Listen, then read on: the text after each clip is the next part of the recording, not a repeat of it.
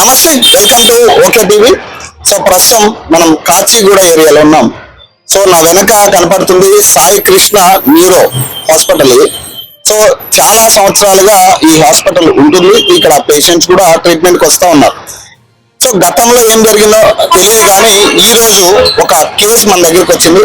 So దీన్ని ప్రధానంగా మన మంగళవారం అడ్మిట్ అయిన పేషెంట్ లలిత అనే ఒక పేషెంట్ ఒక చిన్న బ్రెయిన్ లో ఒక గడ్డు ఉందంటూ కూడా సో హాస్పిటల్ అప్రోచ్ అవగా వీళ్ళు ఇమీడియట్ గా సర్జరీ చేయాలని చెప్పి తర్వాత రోజు అంటే థర్స్డే రోజు సర్జరీకి వెళ్ళిన పరిస్థితి.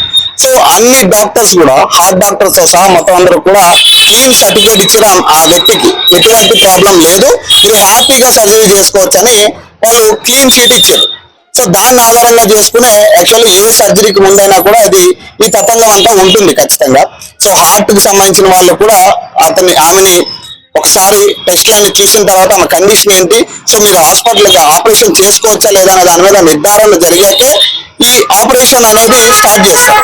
సో అదే విధంగా ఈమె మంగళవారం అడ్మిట్ అయితే అన్ని టెస్టులు చేసిన తర్వాత సో గురువారం ఆపరేషన్ చేయడానికి సిద్ధం చేశారు, ఆపరేషన్ చేశారు. సో ఇప్పుడు విషయం ఏంటంటే గురువారం, ఈ రోజు శనివారం, దాదాపు 2 రోజులు అవుతా ఉంది. 2 రోజుల నుంచి కూడా కనీసం పేషెంట్ ని చూపించే పరిస్థితి లేదు, వెంటిలేటర్ మీద ఉంది అనే ఇదొక్క సాకు మాత్రం చెప్తా ఉన్నారు. సో ఆపరేషన్ సక్సెస్ అయిందనే అంశం మీద కూడా ఇంకా క్లారిటీ ఇవ్వట్లేదు. సో ఈ రోజు ఉదయం కూడా పేషెంట్ తాలూకు వాళ్ళకి ఇక మీరు ఇంటికి తీసుకెళ్ళిపోవచ్చని క్లారిటీగా హాస్పిటల్ యాజమాన్యం చెప్పిన పరిస్థితి. సో ఇక్కడ 2 అనుమానాలు వ్యక్తం చేస్తా ఉన్నారు. ఆమె భర్త కావచ్చు, ఆమె సోదరులు కావచ్చు. ఈ ట్రీట్మెంట్ సక్రమంగా జరగలేదు, ఆ పేషెంట్ ఆన్ టేబుల్ మీద చనిపోయింది, ఆపరేషన్ చేసే టైంలో ఆమె మరణించి ఉండొచ్చు అనే అనుమానాలు వ్యక్తం చేస్తా ఉన్నారు కుటుంబ సభ్యులు. ఇది ప్రధానంగా ఈ హాస్పిటల్ యాజమాన్యం ఏం చెప్తా ఉంది, లేదు మేము చాలా క్లియర్ గా ఉన్నాం, ఆమె వెంటిలేటర్ మీద ఉంది, శ్వాస ఇంకా ఆడుతుంది, 40% శ్వాస ఆమెకుంది అంటున్నారు. సో జనరల్ గా ఎవరికైనా కానీ ఒక పేషెంట్ కి ఆపరేషన్ తర్వాత శ్వాస అనేది 60 నుంచి 70% కనపడుతుంది వెంటిలేటర్ మీద ఉన్నా కూడా. కానీ 40% అంటే డెడ్ బాడీ అనే లెక్క అది. సో ఇప్పుడు ఆ వెంటిలేటర్ రిమూవ్ చేస్తే, ఆ వెంటిలేటర్ మాస్క్ రిమూవ్ చేస్తే ఆమె చనిపోతుంది. సో దీని ప్రకారం ఆధారం చేసుకుని ఇప్పుడు మొత్తం కూడా ఆ కుటుంబ సభ్యులు పెద్ద ఎత్తున హాస్పిటల్ దగ్గరికి రావడం జరిగింది. ఇప్పటికీ కూడా కనీసం హాస్పిటల్ యాజమాన్యం ఇక్కడ సమాధానం చెప్పడానికి కూడా సుముఖంగా లేరు. సో భారీ స్థాయిలో పోలీసులు వచ్చారు. ఇప్పుడు ఇక్కడ విచిత్రం ఏంటంటే ఏసీపీ స్థాయి అధికారులు కూడా ఇప్పుడు హాస్పిటల్కి వచ్చారు.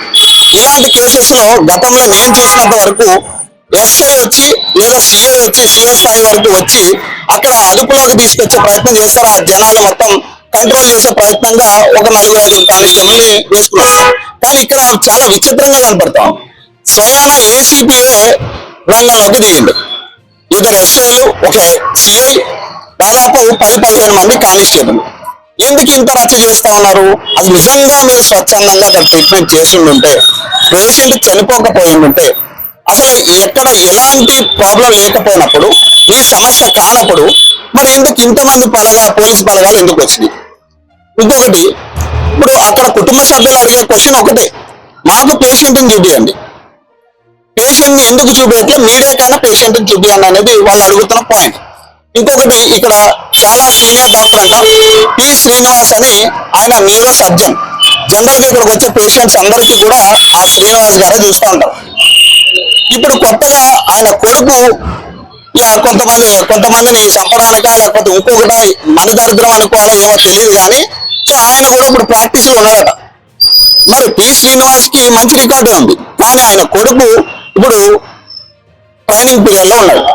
సో ఆయన కొడుకుతోనే ఆపరేషన్ చేయించారనే దాని మీద చాలా బలంగా కూర్చున్నారు ఇప్పుడు కుటుంబ సభ్యులంతా కూడా.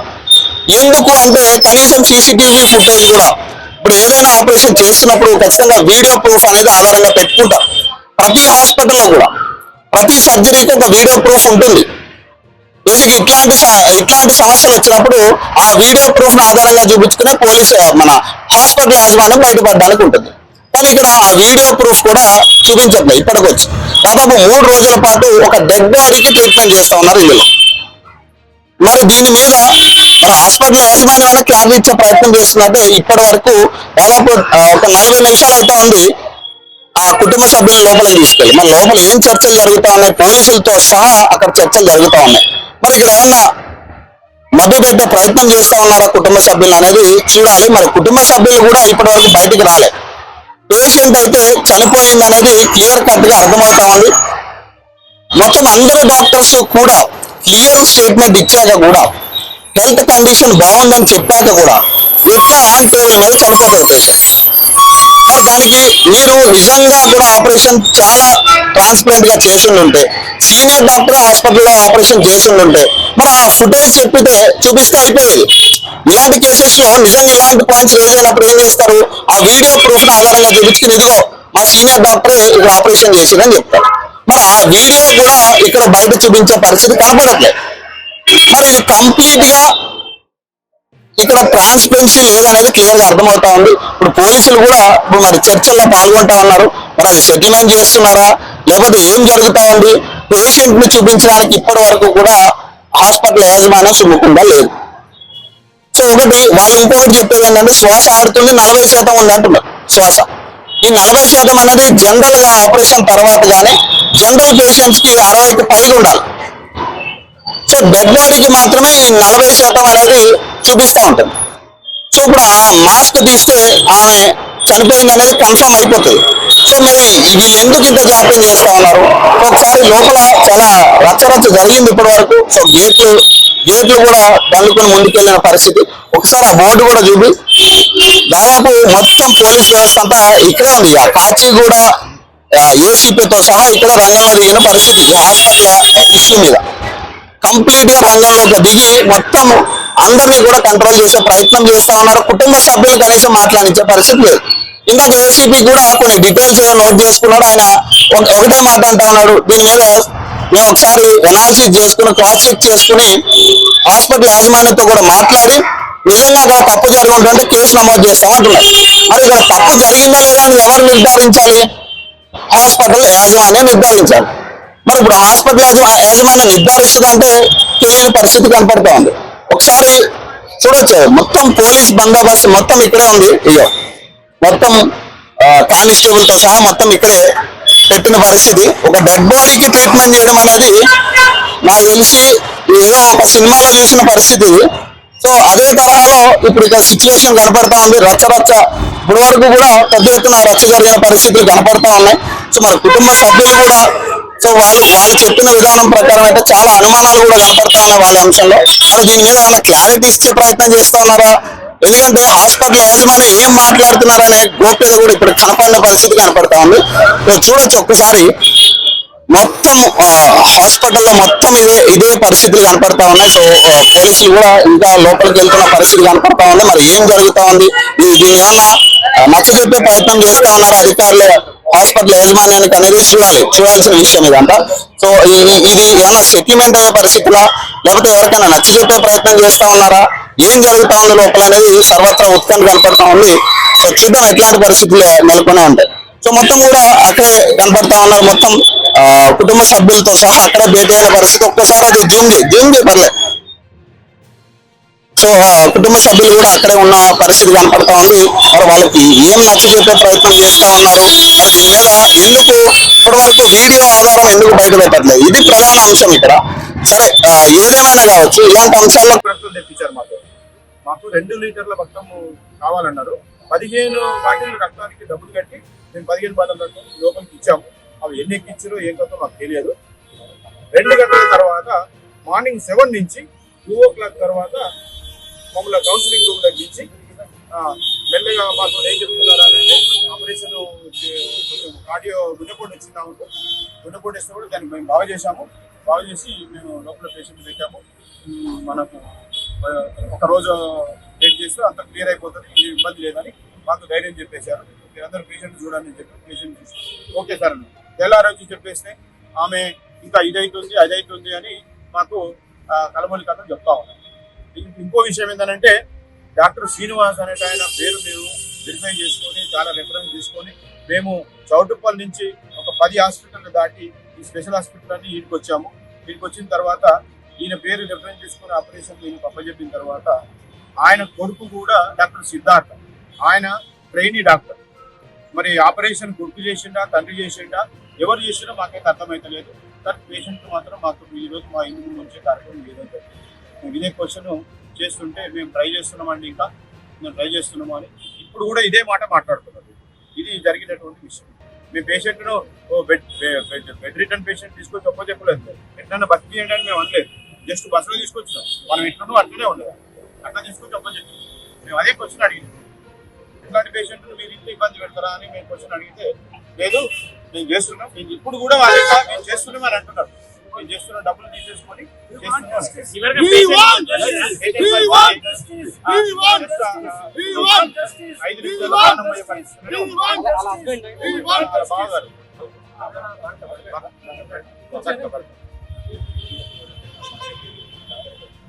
చాలా చిన్న పిల్లలు ఉన్నారు.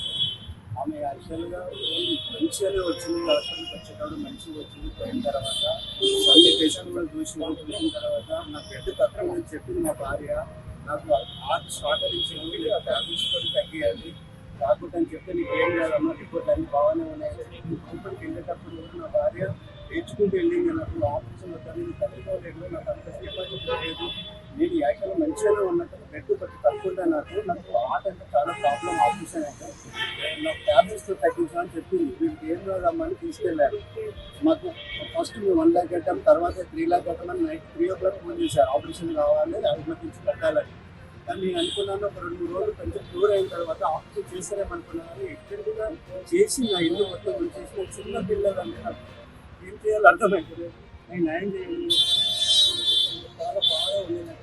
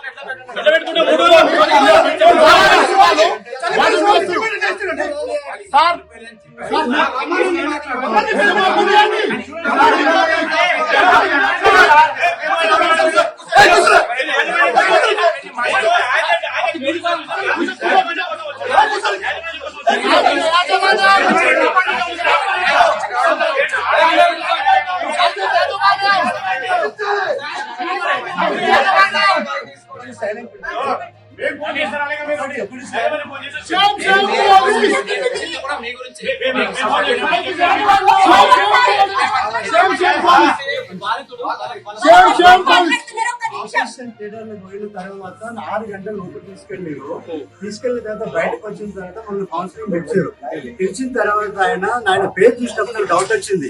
అని ఎందుకు చెప్తున్నా ఆపరేషన్ సక్సెస్ అయిందని చెప్పాలి కదా, సైలెంట్ గా ఉండి దండ చూసినప్పుడు నాకు అర్థమైపోయింది. నన్ను నా భార్య 24 గంటలు టైం తీసుకోవాలండి అని చెప్పి, మరి అదే అప్పుడు నాకు చెప్తే అయిపోతుండే కదా. నాకు చెప్పలేదు 3 రోజులు నాకు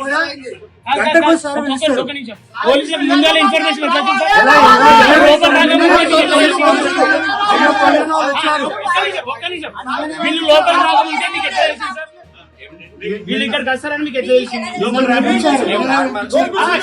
ఇష్యూ అయినాక పోలీసులకు తెలుస్తుంది. ఇష్యూ అయినాక కూడా ఇష్యూ కాకముందే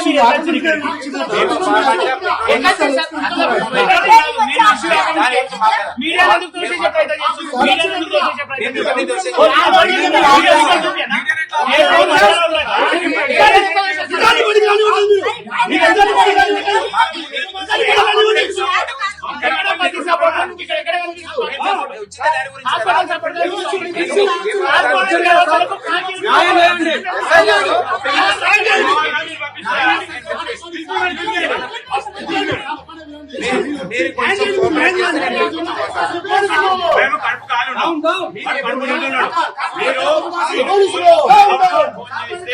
మేము రాకముందే వచ్చి నిలబడు. కానీ ఇదేం డ్యూటీ లేదు.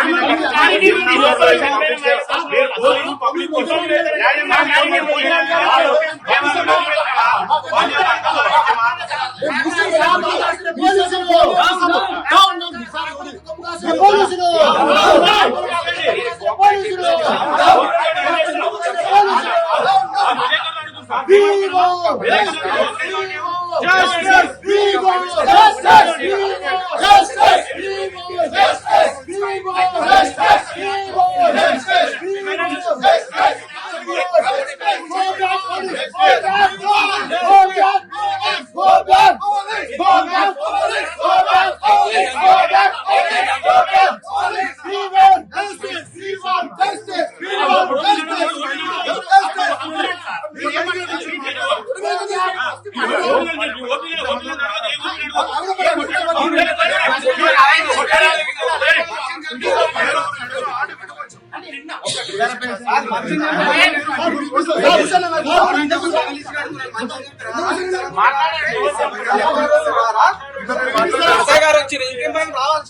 నిన్న మీరంతా మాట్లాడారు ఆల్రెడీ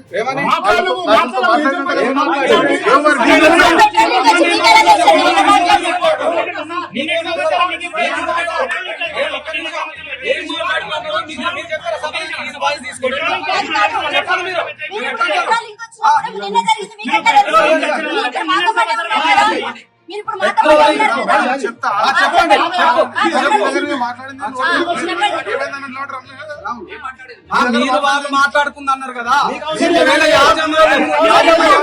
యాజమాన్యం తగ్గుతారా మీరు? యాజమాన్యం తగ్గుతావా? సాయి కృష్ణ యాజమాన్యం తగ్గుతావా? సాయి కృష్ణ యాజమాన్యం తగ్గుతావా? తన అప్పుడేసాయి గారు మీ కానిస్టేబుల్ ఏదో మాట్లాడుకున్నాడు యాజమాన్యం బాధితుల తరఫున వచ్చినట్టు మీకు గుంజుకు రావాలి వాళ్ళని ఎట్లా అంటారండి మీరు? ఎట్లా అంటారండి? How do you speak up like that? As you are with the people you have to raise your eyes. That's not correct way. మీరు ఎట్లా అంటారు? యాజమాన్యంతో ఏం మాట్లాడాలి? వచ్చిన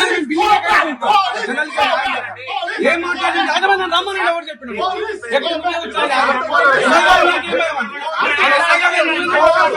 మీరెందుకు మాట్లాడుతున్నారు? ఏం మాట్లాడినాం? ఏమంటున్నా న్యాయం జరగాలని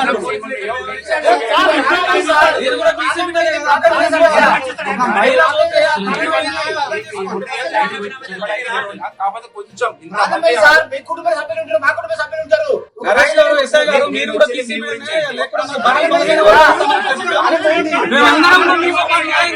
లక్షల మంది వస్తారు. నరేష్ గారు మీరు కూడా మనందరం బహుజనులమే. అన్యాయం జరిగింది, ఒక మహిళ చనిపోయింది. ఈయన వచ్చేమో యాజమాన్యంతో మాట్లాడుకున్నాడు. పోలీసులు దీని మీద కూడా మేము మాట్లాడు. మీరు మాకు న్యాయం చేయకపోతే అన్ని మాట్లాడాలి. మీకు న్యాయం చేయడం సమక్షం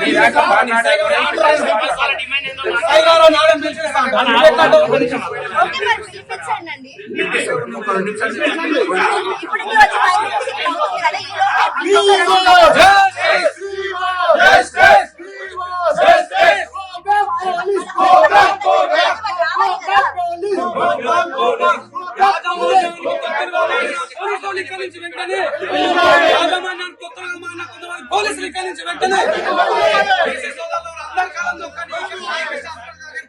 వేలాది మందిగా తరలిరండి. ఇప్పుడు పిలిపిస్తాను. ఇంతవరకు పోలీసుల మీద నమ్మకం ఉంది. ఇప్పుడు వాళ్ళే కొంతమంది సరే కొంతమంది న్యాయంగా మాట్లాడుతా ఉన్నారు. ఇంకొంతమంది యాజమాన్యం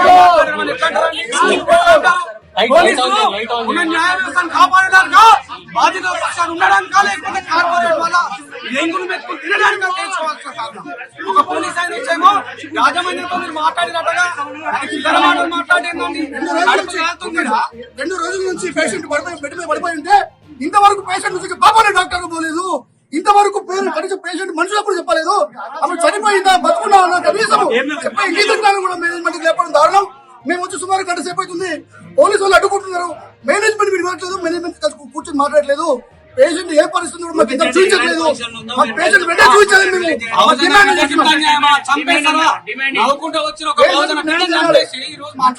నచ్చుకుంటూ తీసుకున్న పేషెంట్ ని చంపి బెడ్ మీద ఈ రోజు కాచిగూడలో ఉన్నటువంటి శ్రీ సాయి కృష్ణ న్యూరో హాస్పిటల్ మరో ఠాగూర్ సినిమాకి ఇక్కడ సన్నివేశం రిపీట్ అవుతున్నట్టు ఒక పేషెంట్ కి చనిపోయిన పేషెంట్ కి గత 4 రోజులుగా ట్రీట్మెంట్ చేస్తూ లక్షల రూపాయలు ఇలా కట్టించుకుంటూ ఇలా చివరికి మనిషి బతుకులో చనిపోయినా కూడా చూపించకుండా ఇలా యాజమాన్యం నిర్లక్ష్యం చేస్తుంది. ఇలా ఇంతమంది వచ్చి అడుగుతున్నా కూడా పోలీసులు ముందుగానే కాపలు పెట్టుకొని పోలీసులతో అణచివేసేందుకు ఇలా ఈ యాజమాన్యం వైఖరి కనిపిస్తుంది. తెలంగాణ రాష్ట్రంలో మరి పోలీసు రాజ్యం నడుస్తుందా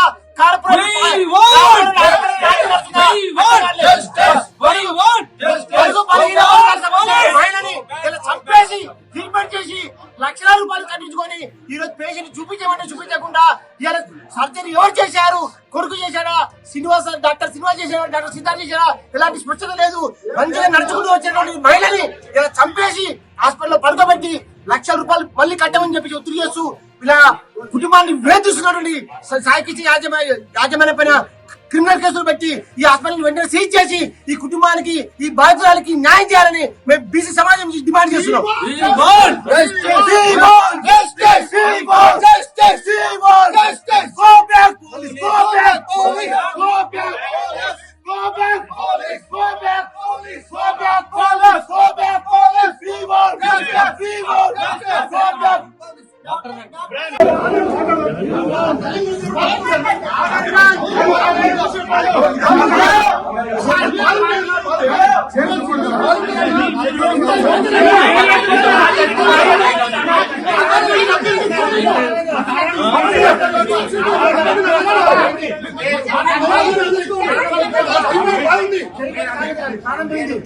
పానం పోయిన